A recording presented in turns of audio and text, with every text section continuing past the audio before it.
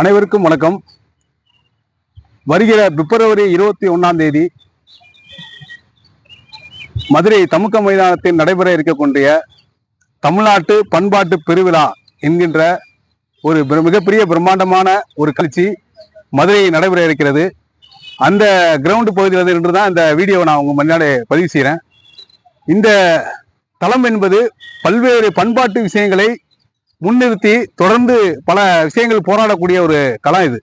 இங்க பார்த்தீங்கன்னா இன்னைக்கு பல நிகழ்ச்சிகள் நடந்திருக்கு. அப்போ அப்படிப்பட்ட ஒரு வரலாற்று முக்கியத்துவம் வாய்ந்த நடைபெற்ற ஒரு இடம் தான் இந்த தமுக்க மைதானம்.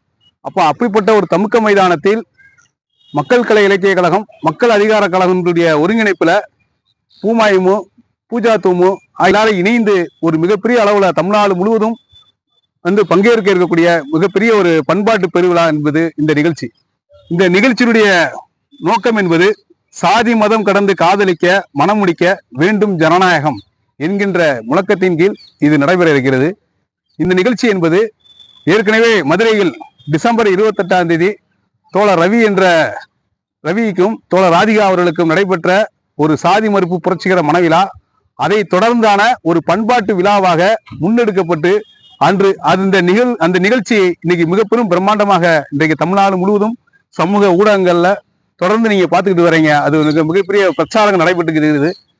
அதனுடைய ஒரு வெப்சைட்டாக தமிழ்நாட்டு பண்பாட்டு பெருவிழா என்கின்ற ஒரு யூடியூப் ஒரு வெப்சைட் என்பது இன்றைக்கு துவங்கப்பட்டு இன்றைக்கு அதன் வழியாக எல்லாத்தையும் நாங்கள் தொடர்ந்து கொண்டு போயிட்டு இருக்கோம்.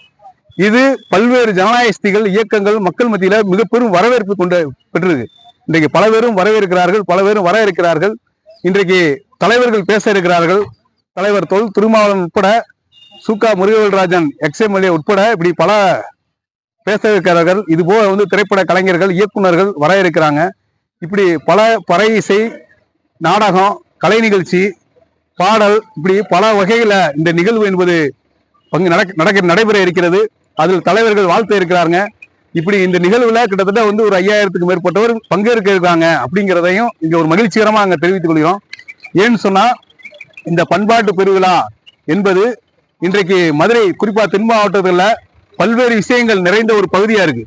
மதுரையை ஒரு பண்பாட்டு தலமாக அறிவிக்க வேண்டும் அப்படி என்று சொல்வதற்கான பல சான்றுகள் இன்னைக்கு இருந்துட்டு இருக்கு. ஏன்னா இன்றைக்கு மேலூரை சுத்தி எடுத்துக்கிட்டீங்கன்னா சரி, அங்க இருக்கக்கூடிய தொல்லியல் இருக்கு, இயற்கை வளங்கள் இருக்கு, விவசாயம் இருக்கு, பறவை இனங்கள் வாழுது, இப்படி பல விஷயங்கள் இருக்குது. இந்த பகுதி எடுத்துக்கிட்டீங்கன்னா திருப்பரங்குன்றம், அது ஒரு ஒட்டியான மத நல்லிணக்க மரபின் சார்பாக இருக்கக்கூடிய மக்களுடைய வாழ்க்கை முறை. இந்த சைடு நீங்க சிவகங்கை எடுத்துட்டீங்கன்னா அங்கிட்டு கீழடி ஒட்டியான அங்க இருக்கக்கூடிய கண்காட்சிகள், அங்க கிட்டத்தட்ட 2500 ஆண்டுகளுக்கு முன்னாடி சாதி மதம் கடந்து எப்படி ஒரு முன்னோர்கள் வாழ்ந்துக்கிறாங்க.